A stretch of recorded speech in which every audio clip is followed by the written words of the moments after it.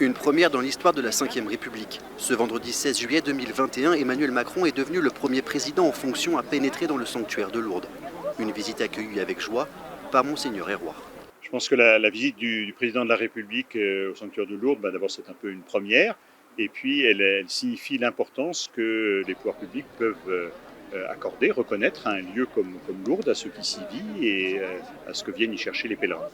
Une visite présidentielle comme un symbole, mais aussi un message de soutien pour Lourdes après les difficultés économiques connues par la ville suite à la crise sanitaire.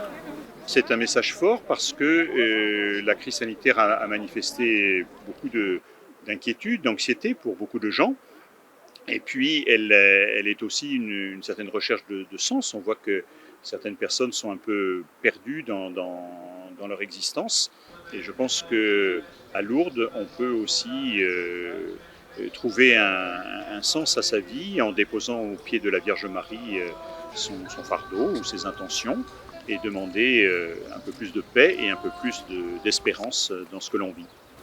Pour les fidèles et les touristes présents aujourd'hui, la venue d'un président dans un lieu symbolique comme Lourdes divise. D'abord, ce lieu, c'est un lieu d'espérance, c'est un lieu de paix et c'est un lieu de joie. Et dans ce lieu, la première place, elle est pour les malades, elle est pour les fragiles, elle est pour les blessés. Et donc, sa venue, s'il vient en pèlerin, pourquoi pas. C'est bien qu'il y ait une résonance auprès d'Emmanuel Macron, parce qu'on sait qu'il vient régulièrement dans la région, qu'il est chrétien. Et au niveau de l'enjeu touristique, c'est important aussi pour Lourdes, parce qu'elle a été très impactée par la crise du Covid. Donc le fait que ce soit diffusé actuellement dans toute la France sa venue, ça peut être que bénéfique.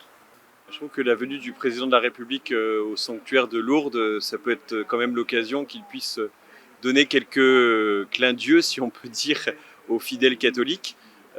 Ça fait partie quand même de nos racines, les racines chrétiennes de la France et de l'Europe. Et je trouve que c'est un signe de faveur qu'il peut faire à l'égard des catholiques. Eh bien, écoutez, déjà je suis surprise parce que d'habitude en France on fait toujours une séparation entre l'Église et l'État.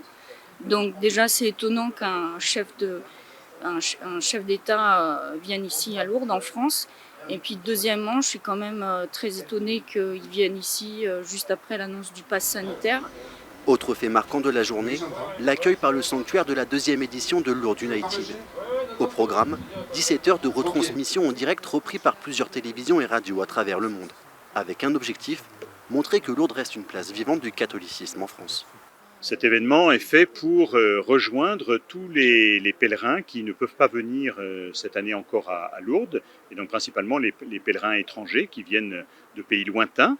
Et donc c'est pour cela qu'on retransmet des célébrations et puis des temps de débat ou de présentation à destination des différents pays. Donc le matin, tourné vers l'Asie et le Pacifique, milieu de journée vers l'Afrique et l'Europe, et fin de journée vers l'Amérique du Nord et du Sud.